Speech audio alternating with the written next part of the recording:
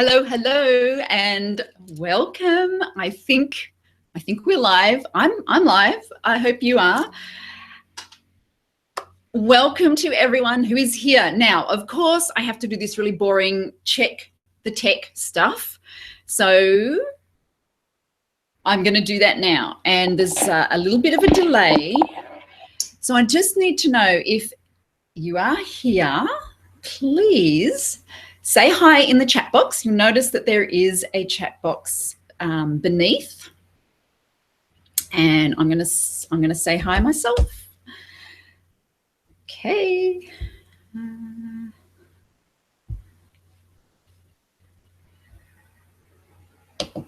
Great. So it is great to have you here, and we are going to get started in just a minute. But if anyone is here, say hi. Oh, yes. Okay. Hello. Hi, Phil. Wonderful to see you. Great. And now, Phil, since you've answered me, the audio's okay? The visual's okay? Yes. Excellent. And very exciting to be here for another training. And we are, oh, great. Thank you. We are going to be talking about getting started with your book idea today. So it's going to be lots of fun, lots of juicy information and opportunity for you to, pick my brain, I guess, ask me any questions that you might have. Let me just turn that volume down. Thank you. Awesome. Thank you so much. So it has just gone 12, so I think we should get started. So I'm going to share the slides, but it's going to be, we've got the little chat box down there that you can ask questions in. But one other thing I will let you know is if it's a bit fuzzy, especially when I share the slides, if you click on the little YouTube link down the bottom, then hi, Jackie, how are you? Good to see you. Hello. Oh, fantastic. My brother's in Tasmania, Jackie, so nice to see another Tasmanian here. So click the little YouTube. You'll see on the screen there is a YouTube symbol down the bottom. If you click on there, it will take you to YouTube, and you can change the settings to a much higher resolution, because I've noticed when I did some tests that the resolution was a bit fuzzy. It could be from my end, but I'm not 100% sure. But anyway, if it is a bit fuzzy when I share the slides, just try that. And if you notice anyone else in the chat box saying it's really fuzzy, I'd just let them know. Jump onto YouTube and change the settings. Okay, so we're going to get started with today's topic. And let me see. Make sure I share the right thing. Okay, so, okay, that's what I wanted to see. All right. So this is all about getting into the conundrums that stop authors from taking the first step in writing a book. Authors or wannabe authors or dreaming of being authors, there are a few gremlins, there are a few conundrums that we all suffer from, and that is what we're going to be looking at today. So now again, if it is a little bit fuzzy, just go into YouTube. In the replay, it should be fine. But if you need to go into YouTube, then you can change the settings. Okay, so who am I? Well, I think most of us here have met each other or know each other at least through the interwebs. But if you don't, I'm Kylie Ansett. I've written a couple of books, and yes, they have been bestsellers, and I call myself the creator of Sneaky Systems. So here are my babies, my books that I have created. Now I used some really good marketing tricks in the second one, and it sold over 1,000 copies in the first month, stayed at #1 for over 6 months, which is quite an achievement. So these are some of the things I'll be sharing with you as well. But as well as being an author, I am also a healer. I've worked for 20 years now in that area of bodywork. I do iridology. I look into people's eyes. So that's another little, I suppose, feather to my cap. for about the last 4 years, I've been doing a lot of training, a lot of live training. So what I love doing is creating these sneaky systems. These are training strategies. I call them transformational training strategies, and they are ways that get the information into people's heads in a really simple and smart way. So it's easy to understand, easy to remember, and easy to apply. So I've done a lot of live trainings, and I have done quite a few online trainings as well. These are some of the groups I've trained over the last few years. I also work as a coach. My favorite thing to be doing now is working with authors in getting their books written out of their head and into the world. Now, I am going to share a secret, and it's actually not really a secret, because if anyone here has received an email from me, and I'm going to guess that at least some of you have received some emails, then my secret is that I can't spell. And another thing is, I'm also a bit dyslexic, and I only discovered that a few years ago. I just thought it was me, right? I just thought that's how I was. But no, I've discovered it's actually that I'm a bit dyslexic. Definitely can't spell, but it didn't stop me writing books. It didn't stop me even getting bestseller books. So I don't know if that gives hope for everyone. But of course, the thing is, when you write books, you do have an editor, right? They fix up all your mistakes. Okay, let's get into the meat and potatoes. Enough about me. I would like to know a little bit about you. Who have we got here? Are you authors? Are you wannabe authors? Are you dreaming of it? Have you already published a book? What you're looking at here on the screen is a bit of a mind map of today's session. Now, I'm a mind map fan. I love to, that's one of the systems that I use to help me learn and to help other people that I train learn. So the mind map is just a really easy way to get information across to people. So this is a snapshot of what we are going to be doing today.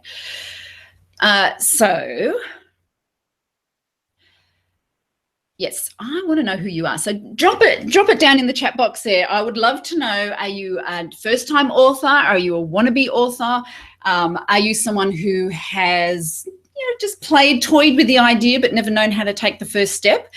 I know for myself, it was just a really vague dream in the back of my head, and it wasn't until, let me see, a year and a half ago that I started taking those first steps, and that's what I'm going to be sharing with you guys today. So newbie authors, or even people who wouldn't dare call themselves an author. I think for some of us, it's a little bit of a, we don't feel like we've earned that title yet. So this is what we're going to be looking at today. So first of all, we're going to be looking at the three conundrums, and the three conundrums are this: the idea conundrum, the time conundrum, and the mind conundrum. So these are the three things that trip up first-time or new or wannabe authors that can stop you from taking that first step. And it is all about getting started. That's what we're going to be looking at today. But there is one more thing, and I am really excited about this, and that is my new offer that it is such a great deal that you are definitely not going to want to miss out on it. And you'll be hearing about that when we get to the end. Okay, so Jackie's just told me she can't hear me anymore. I don't know if that's just you or anyone else, but I'm hoping that maybe the problem's on your end. I don't know. Let me just see. Let me just test. Anyone else able to hear okay? Yeah, I've still got audio. I don't know. Play with your settings, Jackie. See how you go. Okay. So yes, there is a special bonus at the end, and it really is a no-brainer. I'm really excited about this, and because you're here at the webinar, you're going to be getting a very, very special deal and some little extras thrown in. So, who doesn't like a good deal? So let's talk about this, the dreaded author conundrum. So these are the things that trip us up and stop us from getting started. So first of all is time.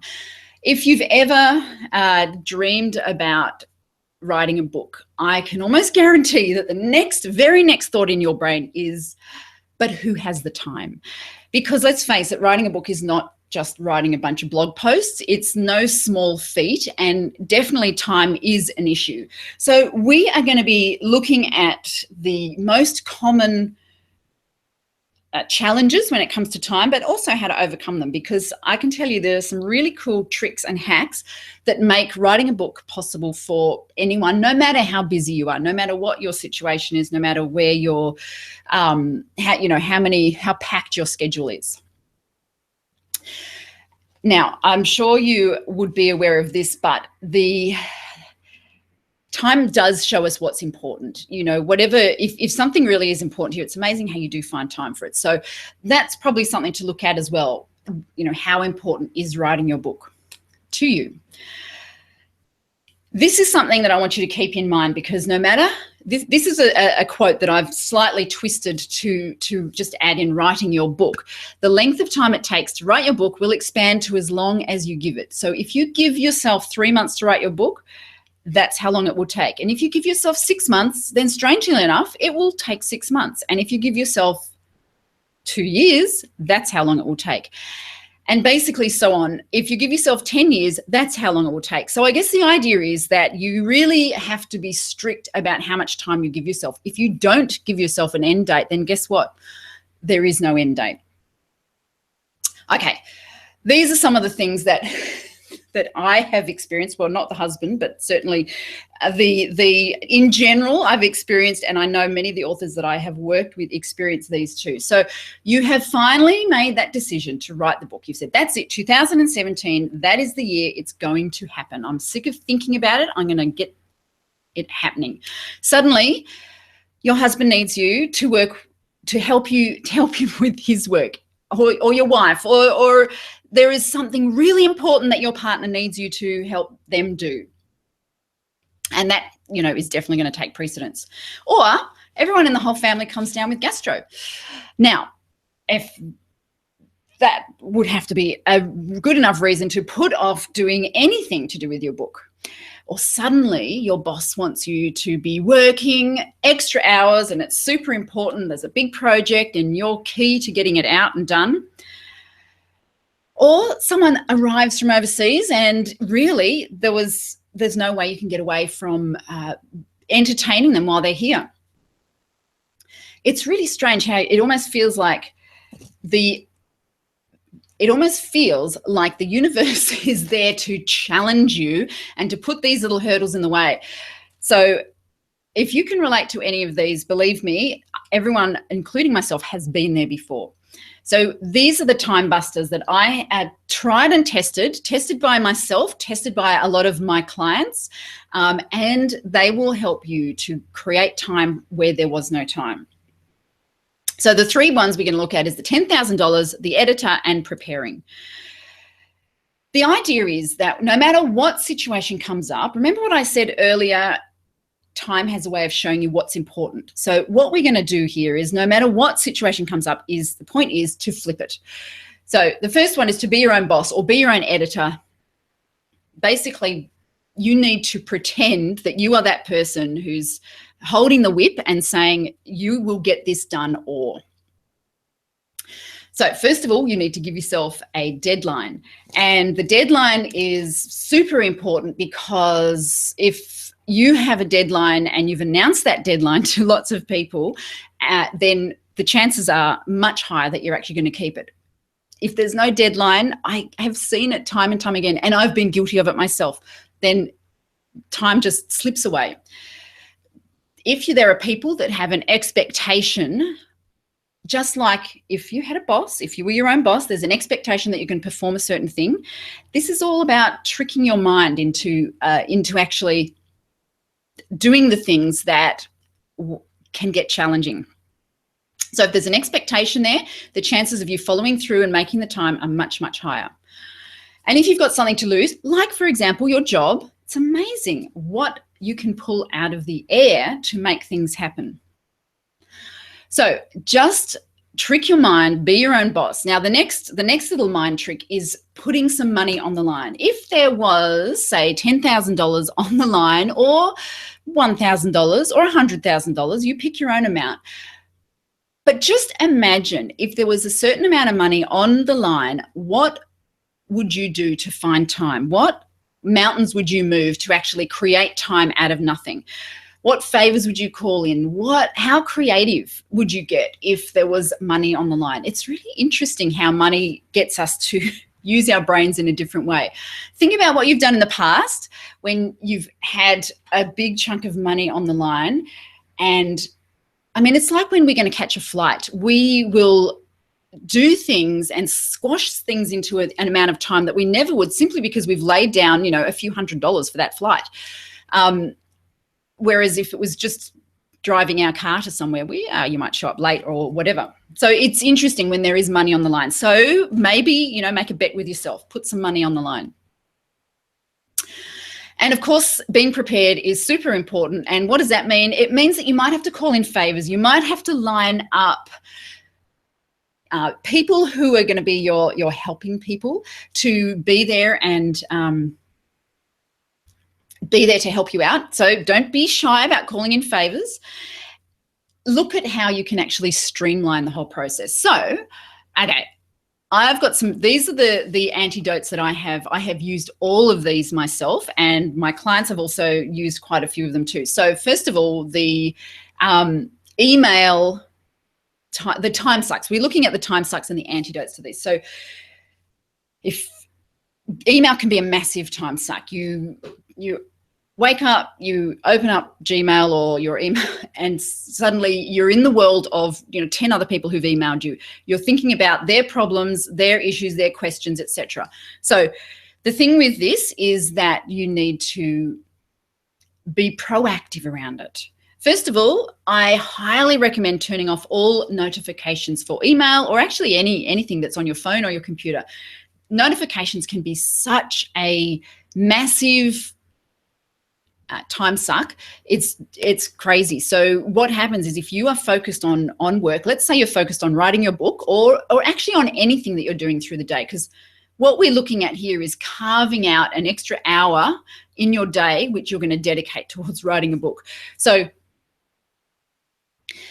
if you're in the middle of doing something and a notification comes up, even if your phone's on silent, even if it's just a tiny little flash in the corner of your computer screen, what happens is that your brain goes out of that focused attention and even just for a moment thinks about the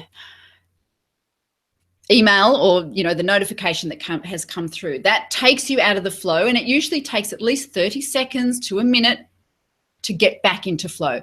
Now, if that happens 10 times a day, 20 times a day, well, you can see straight away just how much extra time it's going to take you to do all the other tasks that you're doing. So turn them off, and when your phone's on silent, it's on silent, not on vibrate. The other great thing to do with emails is to batch them. So depending on, what your work is, you would look at them only at certain times of the day, maybe 3 times a day or 5 times a day, whatever it is. But you, instead of just having a constant glance at the emails, you do it every hour or whatever. This can cut down time hugely, and it's certainly, there's no urgent email that's going to be missed because of that. Let's face it, people do have the phone if things are really urgent. And the third one, which I love, and I'm probably the one I find the most challenging, but if you can get your head around it, it is amazing, and that is the touch once. Basically, it means that every single email or actually any task that you do, you only touch it once. As soon as you get it, you decide whether you're going to action it or delete it or whatever. You don't put it aside and think, I'll come back to that. I'll come back to that. I'll come back to that, because that is such a drain on your time. So these 3 things have worked incredibly well. And you just doing those, you could probably carve back around about 15 minutes to even up to half an hour every single day. Okay, now for those people who commute to work, then that can be a huge time suck. But if you actually get creative, you can turn it into something productive. And I'm sure many of you are already doing this, listening to podcasts or informational things on your commute to work. I mean, some people might be listening to this replay on their way to work.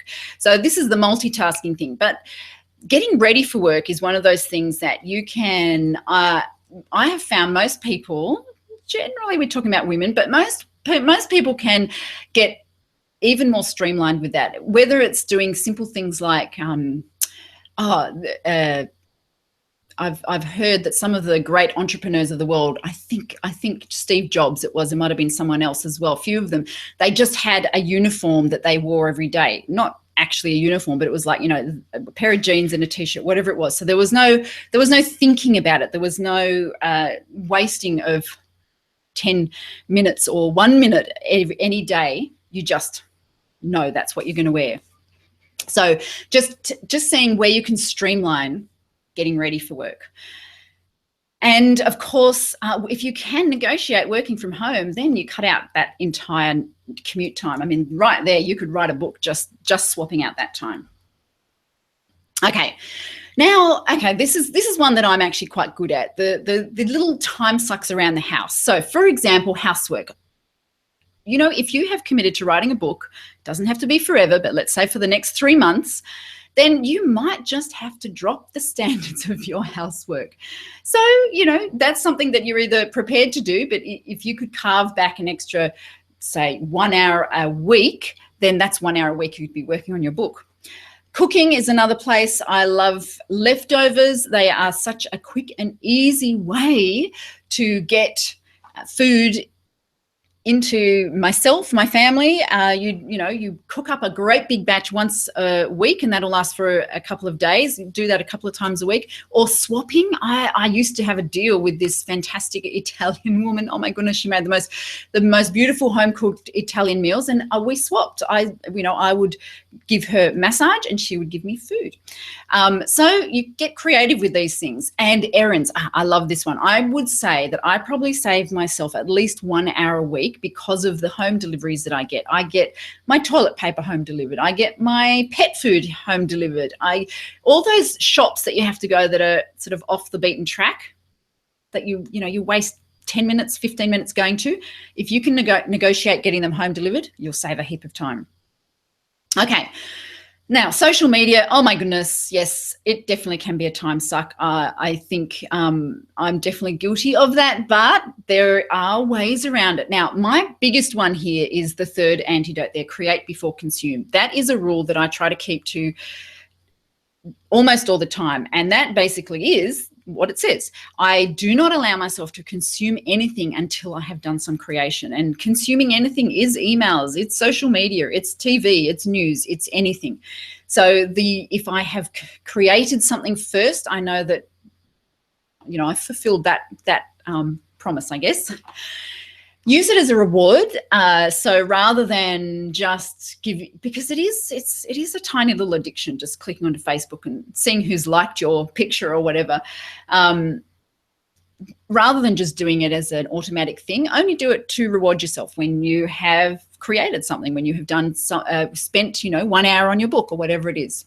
And the other one is to unfollow people. So if there's a lot of people in your news feed that aren't really, really friends, they're kind of just distant secondary acquaintances, you don't have to follow everyone. If you unfollow them, you still remain friends with them, but you just don't see everything coming up in your news feed, and that can save a lot of time too. Now, the last one is maybe a bit contentious, but people, okay, there are people who are time sucks, and I think you'll probably know who they are in your life. They're the people that, after you've spent some time with them, you feel drained rather than energized.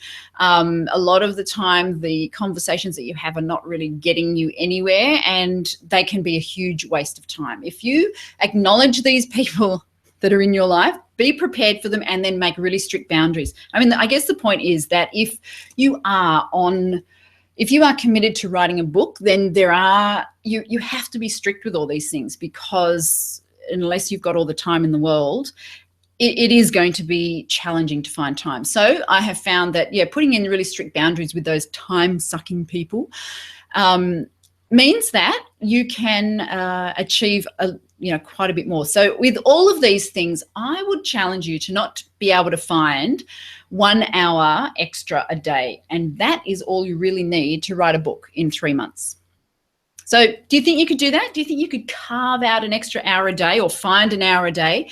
Doesn't even have to be an hour back to back. It could be, in 30-minute breaks or whatever. But basically, if you can find that hour a day, it's definitely going to make writing your book possible.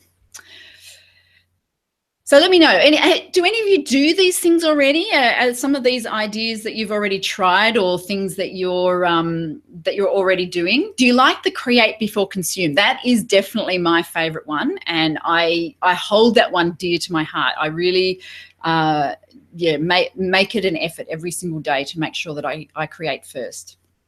So let me know in the chat if there's any of these that are a bit of an aha moment for you, or ones that are you go, yep, I'm already doing that, I'm on top of this. And how much time do you think you could carve back? Okay, so tell me, put a message in the chat box. I would love to know. Okay, but the next one we're going to move on to is the mind gremlins. And the mind gremlins are that it's not time that is the problem. Time is actually an excuse.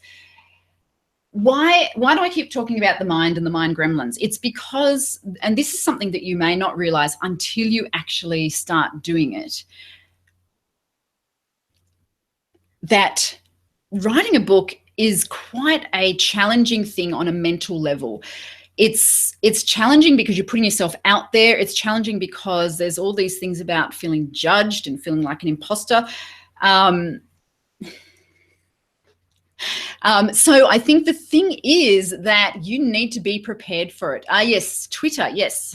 Okay, mind gremlins, good. Yeah. Twitter is not my thing, but you see, it's anything that if it's a time suck and you need to find that time, then you definitely, there are sacrifices that have to be made. So sometimes the excuse you give is time, but the reality is the mind. It's what's going on in your mind. So we are going to go through that because it is the biggest one. You need to be honest. If there's even a hint of fear or even some hesitation, it may not be an external thing. It may actually be internal.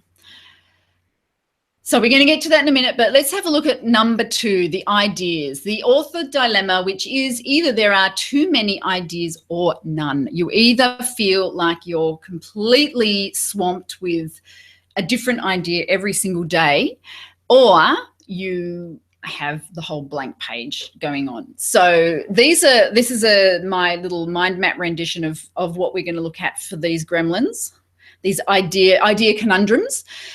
Too many ideas. Now this is one I am guilty of. I think, yes, okay, I'm gonna write a book about this, and 24 hours later I think, hang on a minute, I should write it about that. There's always something better, and there's always that little question in the back of your mind. What this would be better? That's not really such a good idea. What if this is a better one? And again, this can be more of a mind issue, or it can be that, yeah, you're just completely swamped with ideas. The jellyfish idea, that's the one where it looked really good when it was floating around in your mind. It was all pretty and sparkly. And then when you took it out of your mind and put it onto the paper, it just looks like a weird blob, and you're like, this gelatinous mess, what kind of a crappy idea was that? That's not going to work. So that's the jellyfish idea. I've had a few of them. I know some of my clients have too. The chameleon idea, this is where it starts out as one thing. You start writing it, and then it kind of changes, and then it changes again, and then every time you look at it, it actually changes again and again. So that can be a challenge in itself. It means that you never really get past the beginning. The ghost idea, that is the one where these are the ones that come to me when I'm in the shower or driving on the freeway, or actually the most often time is just at that moment before I wake up, when consciousness is just starting to enter, but I haven't actually fully awakened, and you go, that's the idea. Open your eyes, sit up, and bang, it's gone. It's absolutely disappeared. It's a ghost. So these are the busters for the idea. Too many ideas. Done is better than perfect. No idea is ever perfect, and the churn and burn test. So first of all, you've got to expect it. If you are someone whose brain is is going at 100 miles an hour, then the chances are you're going to have a lot of ideas. You need to make a deal with yourself, and that deal is this. You will pick one and stick to it, even if it loses its bright, shiny, sparkly look halfway through, because, and here's a little insider secret, it will lose its bright, shiny, sparkly look halfway through. Every idea does. Every idea gets boring at a certain point, especially at the editing point. That's when you just look at it and go, what was I thinking? So you need to make a deal with yourself that no matter what, you are going to stick with it. You're going to go all the way through it. Don't give in to the temptation of the next bright, shiny topic, because that is definitely going to happen. There will always be something brighter and shinier. The grass is always greener type of syndrome. Okay. The point is that any decision is better than none. And look, we've all been there. We've all had to make decisions in our life where we, in retrospect would think, oh, maybe it could have been better. But the point is that if you don't make any decision, there will not be any book. And that is a guarantee. The flip side of too many ideas is actually the blank page syndrome. This is where you just feel completely overwhelmed. You have performance anxiety every time you go to write. And it is definitely, and I told you I can't spell, honestly. I must have turned spell check off, because anyway, there is a perfectionism thing going on here. So you really are feeling that no matter what you try, it's never going to be good enough. So this sounds familiar to you. Done is better than, that's meant to say perfect at the end. Done is better than perfect. And that has to become your mantra, because it will never be perfect. At the end of the day, that's just going to be a fact. It will never be perfect. There will always be a better version that you can do. And your first draft is always going to be a shitty first draft. No doubt about it. It is always going to be a situation where you look back at that first draft, and if you allow it and you accept that it's going to be that, then it's much easier to keep going. And finally, yes, was that one of my warnings that I gave you? I do swear. Yes, F perfect. You basically have to say, you know what? I'm okay with not being perfect, and that's just the way it's going to be. These really have to be drilled into your brain to get over that problem of perfectionism. But sometimes, again, it can be the mind gremlins that are at work here. So let's just have a look at the antidotes here. Too many ideas. So yes, dropping perfection. I've already mentioned that. Now, antidote 2, this is really, really important. No editing while writing. If you are writing, you need to take off your editing hat. That means turning off spell check, which is probably what I've done here.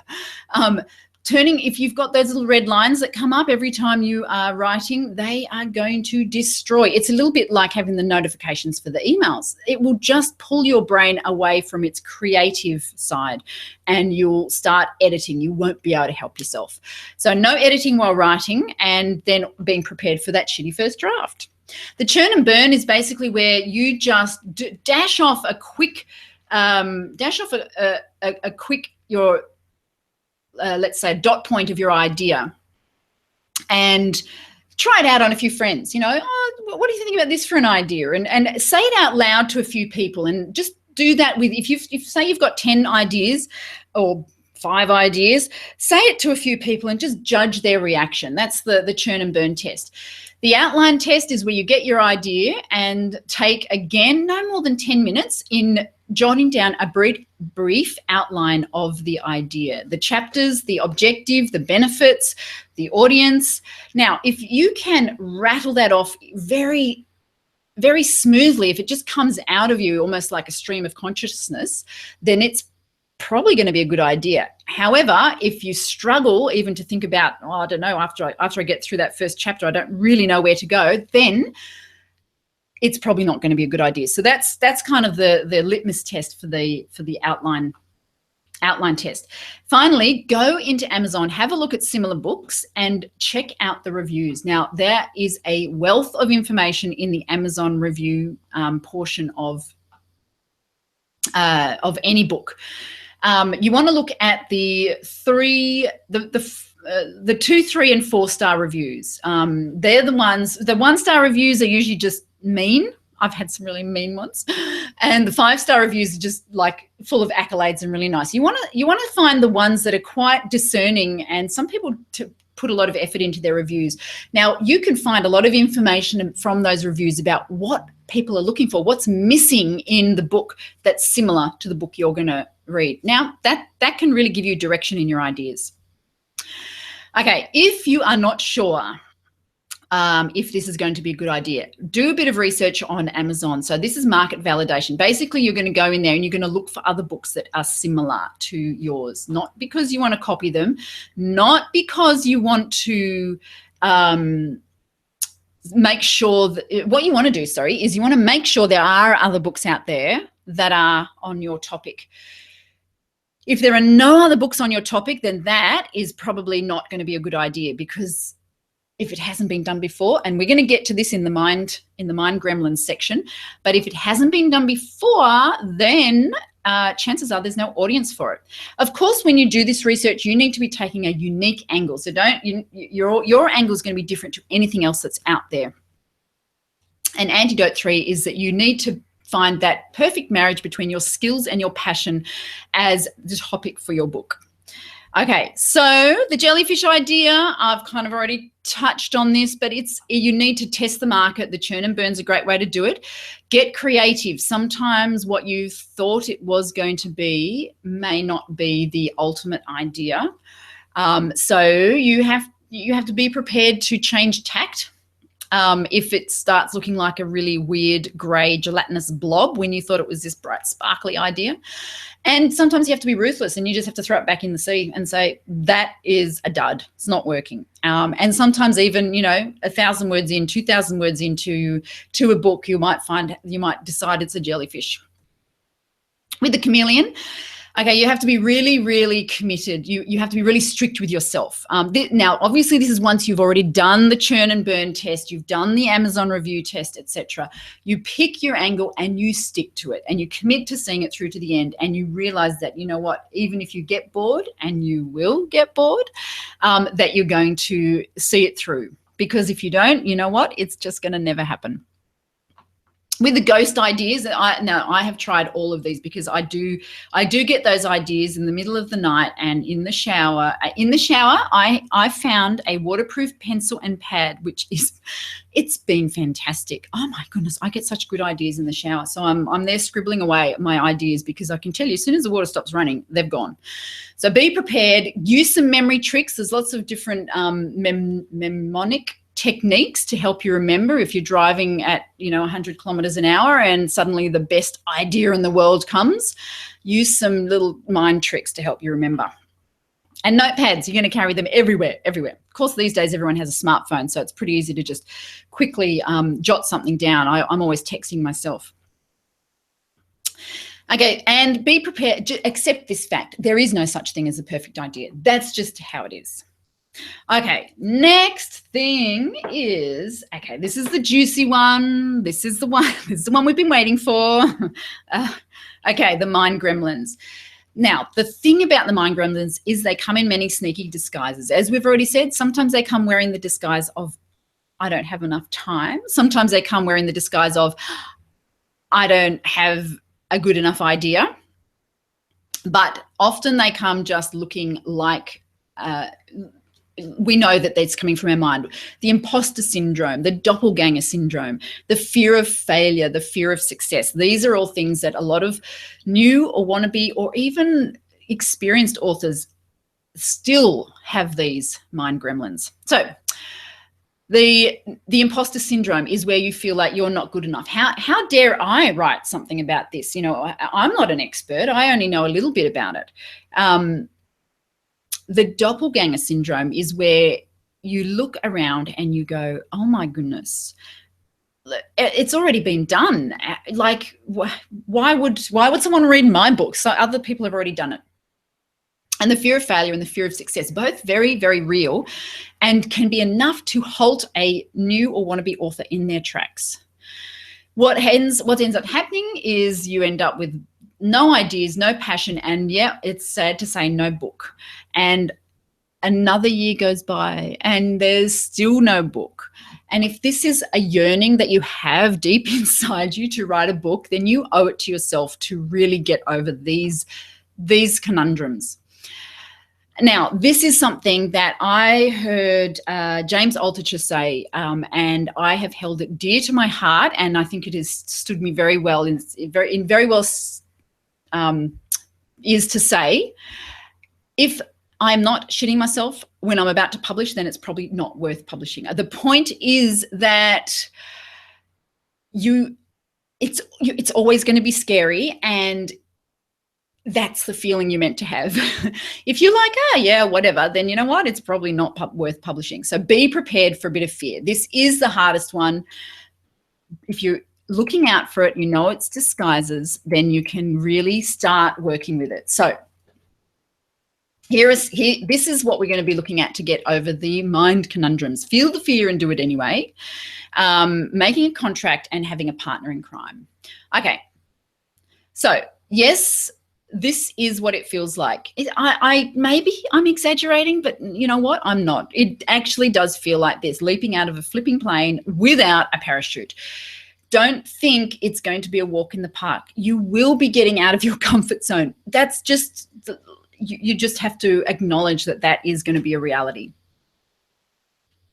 Now, this worked so well with me writing my first book. It was very, very powerful. I actually drew up a contract and signed it and stuck it over my desk where I was working. It was just a contract with myself. It had a date on it, and with my signature on it. There's something in the subconscious about putting your name, signing something that just makes you, and you look at it every day. It is very powerful. So I highly recommend making this contract with yourself. Having a partner in crime. Now, this is a fantastic, I have used this in all of my endeavors. This is someone who's going to be your partner for accountability. You're going to contact them. I always like weekly. I have found when I did it less frequently, it didn't work as well. Once a week was a great amount of time. Now, it could be another person who's also doing exactly the same thing, but doesn't have to be. And you basically just touch base with them and let them know how the week went. Now, the fact that you're going to do that, and of course you tell them what you plan to do the following week. Okay, so this week I'm going to finish the next chapter. And what happens is when you know that phone call's coming, it's amazing how you can just force yourself to do what you wouldn't have done otherwise if that phone call or email or whatever wasn't coming. Okay, so the imposter syndrome, the best antidote for that is to acknowledge it, to realize that everybody has felt like this, and to also know that looking at you only need to be one step ahead of the people who are reading your book. So if you're looking at an author who is 50 steps ahead of you, then it's very easy to feel overwhelmed with imposter syndrome. But if you are aiming your book at people who are just need that next step, and you have taken that next step, that's all you need. So it's going to happen. It is a universal feeling, but also be realistic about where you are in your book and who your audience is. Now, with the doppelganger syndrome, this is where you look around and you go, oh, it's already been done. It's been done to death. Why am I even bothering? First of all, that is validation. If it has already been done, then that means it's a good idea. It means that there is an audience for it. So you actually want to see that. The next thing is what you're often doing is comparing your beginning with somebody else's end. So you're looking at someone who has, published 10 books and you haven't even published your first, and you're looking at how well they're doing it and how yours is never going to be that good. You need to either do one of two things. You either need to look at their beginning and then go, okay, yeah, well, that's a little bit closer to where I am. So look at their first book, or you need to just acknowledge that you're not at that level, and when you've written 10 books, you will be at that level. And also, it is a universal feeling. This one will come up for sure. So fear is definitely the biggest one, and I work with a lot of my authors around coaching them around the fear thing, because it doesn't always come in the shape of fear, but it's often what's behind the reasons, the excuses. Okay, what's the worst that can happen? When you hit publish, yes, you'll be judged, but you know what? People are going to love you as well, and you have to put yourself out there to discover anything. As what do they say? All you desire is on the other side of that fear.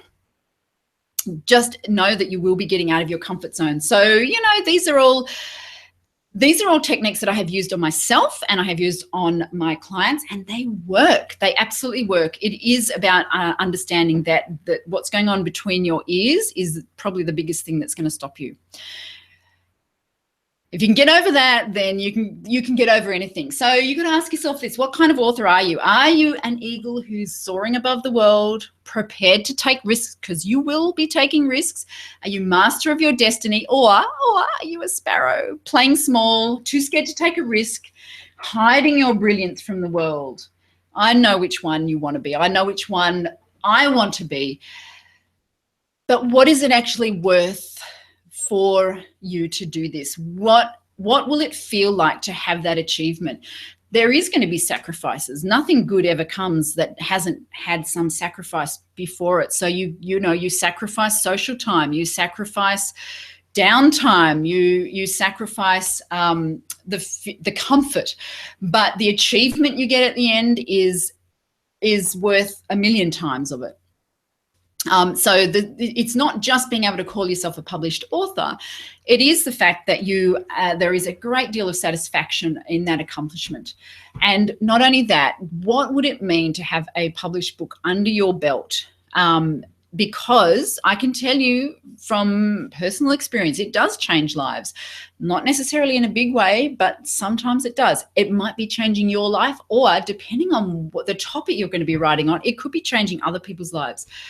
It could be something that you could be making a living from, and certainly making a difference with. Now, these are very powerful reasons to hold on to when the mind gremlins, the time conundrums, the too many or not enough idea problems come up, because they will all come up at different times. And if you know that the payoff is worth it, then it's worth feeling all of those, dealing with all of those things. So those are my ways of getting over those mind gremlins and getting over the too many ideas or not enough ideas. But if you want to go deeper, I've got the surprise for you, which is my new offer, which is the Book Idea Breakthrough. This is taking all of those things that we've just been speaking about, and this, I call it the one solution to rule them all, because it's looking at all of those things in quite a bit of depth so that you can really take the next step. It's a choose your own adventure solution for people who are either blocked with ideas or brimming, or overwhelmed or underwhelmed, or out of time or out of ideas, and trying to work out how this is going to fit into their life. Now, I'm going to highly suggest that you put into practice all of the techniques and ideas that I have gone through today. But if you want to take it to the next level, then the Book Idea Breakthrough, this is a bit of a snapshot of what it looks like. We deal with all of these things. What type of book do you want to write? How to get out of your own way with the Mindset Massacre. When time is your enemy, the good, the bad, and the busy. Finding the sweet spot in the decision matrix, and committing to success with lock, stock, and writer's block. So these are all mini bite-sized lessons that you can consume very quickly and put into action even faster. And they are going to get results, and you are going to see that getting your book out of your head and into the world is going to be that much easier. So how much is it? Because this is the deal that I'm putting out just for this, the webinar, and the people who have been attending or watching this webinar. It is a very special price of just $27, and you should see down there you should see the ability to purchase it. So if you want to click on that button, you will be able to, you'll be able to grab it right now, but I'll also drop the link in there because, whoops. So if $27, but there is more. Wait, there is more. What I'm offering is for the next 15 minutes, I'm also offering another training. This is a 1-hour masterclass, Irresistible Opt-in Offers for Authors. So this is your business beyond the book. This is a training that if you are writing a book, then you want to know how to get the email addresses of your readers, because those email addresses is what is going to help you build your business. So we call it an opt-in offer, and knowing the right opt-in offer and how to place it in your book and where to place it in your book and all those sort of things is what this training is all about. So this is if you want to build your business beyond. So if you purchase in the next 15 minutes, that is what you're going to get. So all you need to do is go and click on that link, and then I think there's another button. There's a couple of clicks you have to do, and just $27. So why $27? I have made it, as I've said, it's normally $49, but I'm putting it at a very, very low price because I want to make it available to everyone at this point. It's my introductory offer, so I just want to make it a complete no-brainer to purchase. But there is one extra thing, and that is for the first 10 people who buy, I'm offering a 15-minute strategy session. So this is going to be a bullet session where we get on Skype or Zoom and sit down, and you can pick my brain, or we can thrash out some of the issues that you might be having with the getting started, with your title, with anything to do with your book. So as I said, if you click on that link, or the one that should be below the broadcast window, then you might be one of the first 10 people, and I will really look forward to sitting down with you and having a one-on-one. So if you have any questions, this is the time to ask them. Go on in the chat and ask me any questions about writing your book, ask me any questions about getting started, or any questions about marketing your book, because I am here to answer. So I see, Phil, you were saying before.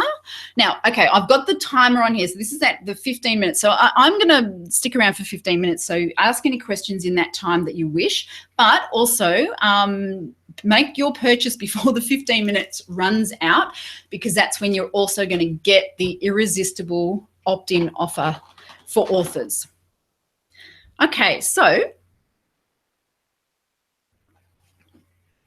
I can see you've said swamped with work and relaxing afterwards as a bit of a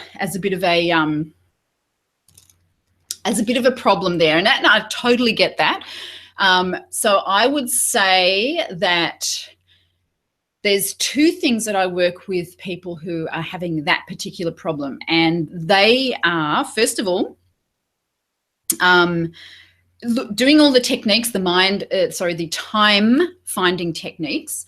So if you can carve out an extra 10 minutes a day, or an extra sort of half an hour a day by using some of those techniques, then it also, the second thing is that it really means that you have to commit to it and just make it happen, because there's never going to be a perfect time. There's never going to be a place where you go, right, I'm ready for this. In fact, I like to compare it to having a child. If you haven't had a child yet, then you think, the perfect time will be at this point or that point. There's never a perfect time. There's always going to be some reason why this isn't the perfect time. And you know what? Birthing a book is no different than that. Sometimes it even feels a little bit similar. There's that gestation period that if there wasn't a deadline, sometimes maybe it would never happen, except for the fact that it just gets incredibly uncomfortable. So the mind gremlins are probably a little bit at play there as well. So any other questions that anyone has, or you're going to just jump on in, grab your PayPal details and dive into the book idea breakthrough and get that book out of your head and into the world. So I'm going to be here for a few more minutes, and I had a few people who sent questions in through email. So one lady was asking about, where is it? I had it written down here somewhere and I can't find it. So I'm sorry, I can't recall your name, but she was asking about writing a book she's suffers from cerebral palsy, and her idea was to write a book for carers. And I loved that idea because I think it's one of the things that a lot of authors question is how niched down can you go with your idea. And writing a book for carers of people who have cerebral palsy is very niched, right? You would have to say it's not just for carers, it's for carers of a very specific illness. But what I particularly love about this, and I was thinking there was two different angles that you could take with this book. What I particularly love is that it's written by someone who has cerebral palsy. So it would be a absolutely wealth of information.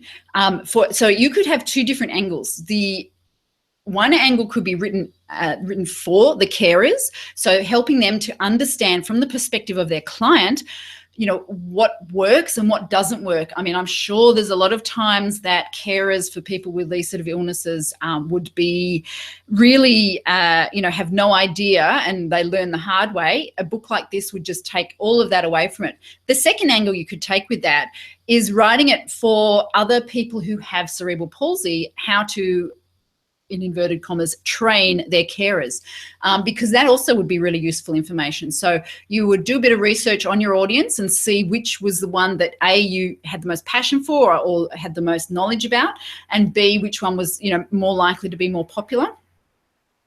And that would be the angle to take with that, or that would be the way to choose which angle to take. So if you've ever wondered about how niched down you can get, then it's the smaller the better. It really means that because you're on Amazon, you're always going to have an audience of hundreds of thousands of people.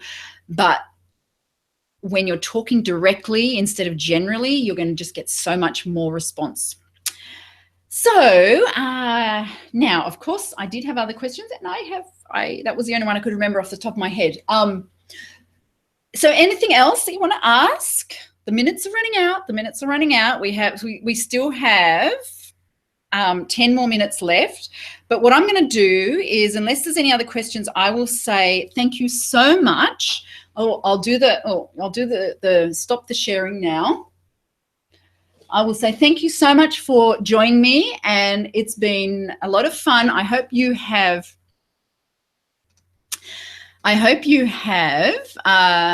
got some good information from this, and I hope it's inspired you to take that next step towards writing your book, getting it out of your head and into the world, because I can tell you it is the most amazing feeling to have achieved that.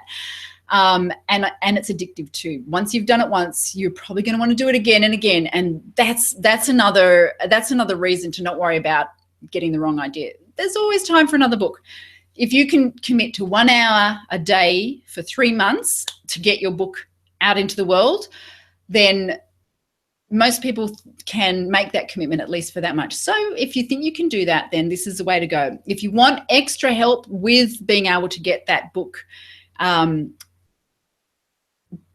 confirm that book idea and take that first step, then jump on in and purchase the Book Idea Breakthrough, because it's so much fun, and you're going to absolutely love all the in-depth techniques that we go into there, especially the ones around the mind gremlins. I use the EFT tapping as one of the techniques to work with that. So if that's something that you've considered before, you'll find that it does really well. So anyway, it's been lots of fun. Thank you so much for joining me, and I look forward to, I'm doing this all again tomorrow morning, especially for the people in the UK, because this is like 2 a.m. for them. But anyway, it's been great to see you all, and I will say au revoir. Bye.